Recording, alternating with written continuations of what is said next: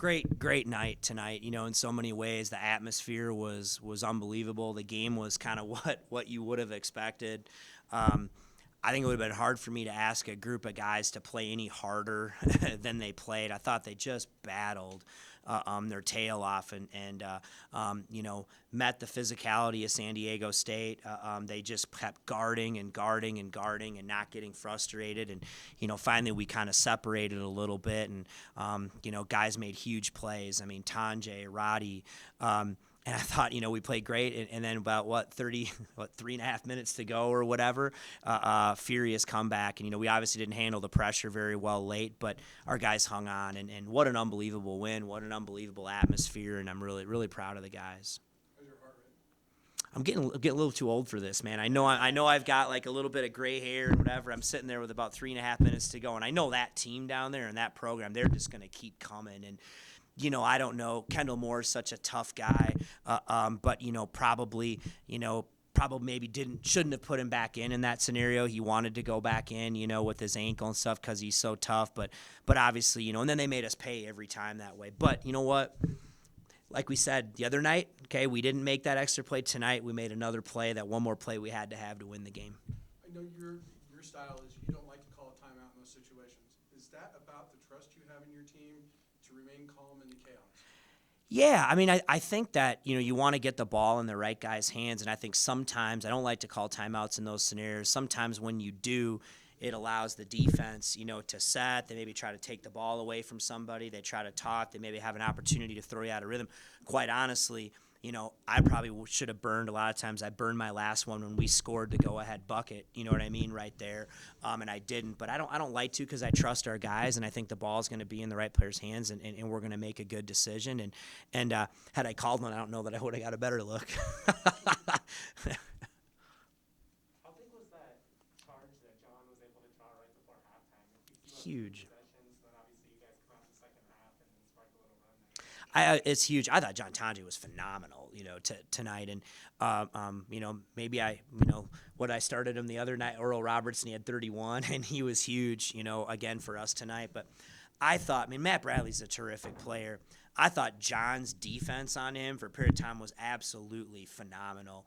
And then Matt Bradley got going. I thought about, mid to late in the second half. I thought we looked a little fatigued defensively, and we gave him too much space, and he got going. But I agree, right before halftime, I thought that was a huge play, and our guys came out of the locker room and kind of found another gear, I think, to separate. As a coach, I know you try not to fixate on the high moments or the low moments.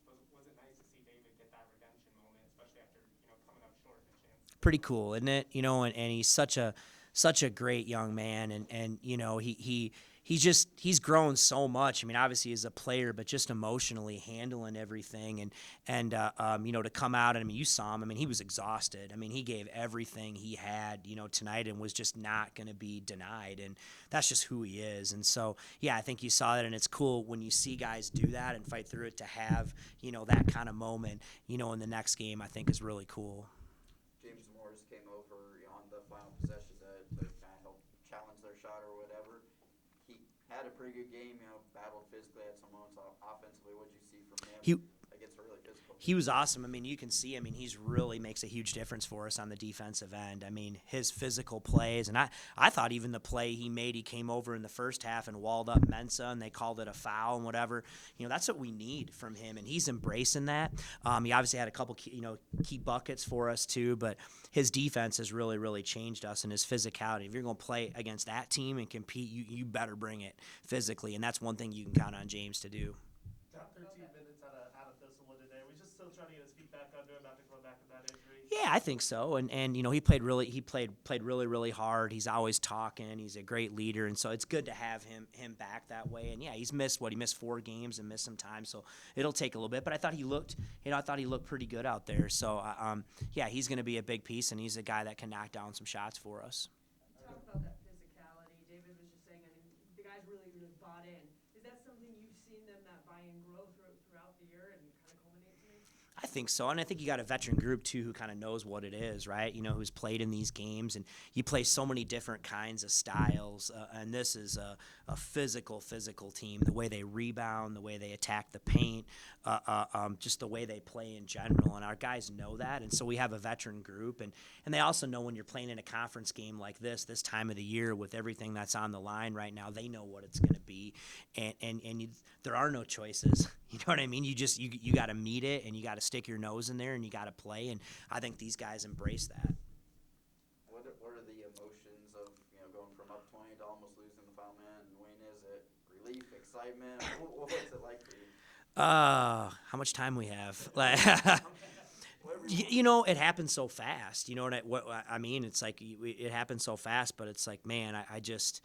You got to try to stay calm. You know what I mean? You got to try to stay calm in those scenarios and try to figure out, all right, what's the next play we got to make here? The game, you don't have a lot of time to hash it out and whatever. We had to obviously get the ball in bounds and hand up, but, we turned it over, twice for touchdowns and fouls. And again, we didn't handle that very well. Typically, I think we do. But yeah, it's hard, but you got to stay in the moment, man. You just got to try to focus on the next play. What do we have to do next, to try to win the game and stay with it? And I think our guys did that. What's going through your head walking off the court after it and the crowd and everything? After that finish. Pretty cool, and when you came here, like we talked about 4 years ago, you wanted to build for moments like this to get the fans back and the crowd back and the team playing and the excitement and energy around the program and to see that kind of culminate, a couple consecutive sellouts and here in a huge game and see the fans, doing what they do and just all the positive energy is just awesome. And so it's a cool moment. And, when I go home tonight and have a beverage of sorts or whatever, I'll probably reflect on it more.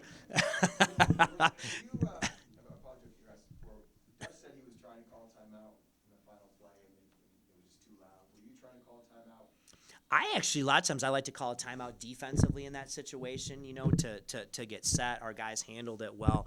I didn't hear that. I kind of tried to, but it was just they got it in quick. Yeah, the ball was already in bounds, at that point in time. So I didn't hear that if that's what he was, upset about or not. But game's over. Have you seen the replay? No. You haven't seen the replay of the last play? Mm-mm. Pretty clear Morris comes over and his hands come down. Did he jump into him? It's a bang play. You've been, you watched the game the other night. I mean, listen, you don't have control over those things. We've both been on both sides of those where you think you get a call that goes one way or another. I mean, that's such a hard play because, I haven't seen it yet, but I know when you're walling up or you take a charge, you put your hands up. If somebody jumps into your chest, what are your hands going to do? So I don't know. I haven't seen the play, whatever. But I thought our guys earned victory tonight. So I don't buy it. I thought our guys earned it. I thought our guys played their freaking tails off. I thought that they were a tough team tonight, and I thought they earned victory. What I meant to ask was, as a coach, just in general, not in this game, do you like when officials swallow their whistle at the end of games and not decide it?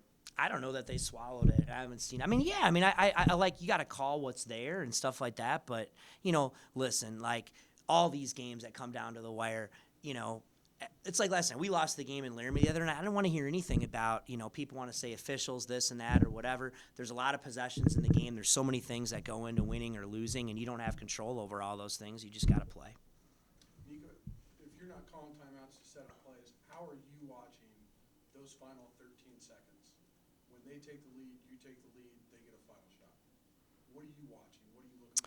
I like to get it in quick if I can and try to just go attack, kind of a spread floor that way. That's what we like to do. And then, a lot of times if we score, maybe we call a timeout in that scenario. But at that point in time, got some good players. It's about them going to make a play. Do you know what I mean? That's what it is. You got the ball in the right guy's hands, and guy make a play. Isaiah made a great decision to get it to David, and there you go. In some ways, do you kind of feel like you beat San Diego State at their own game?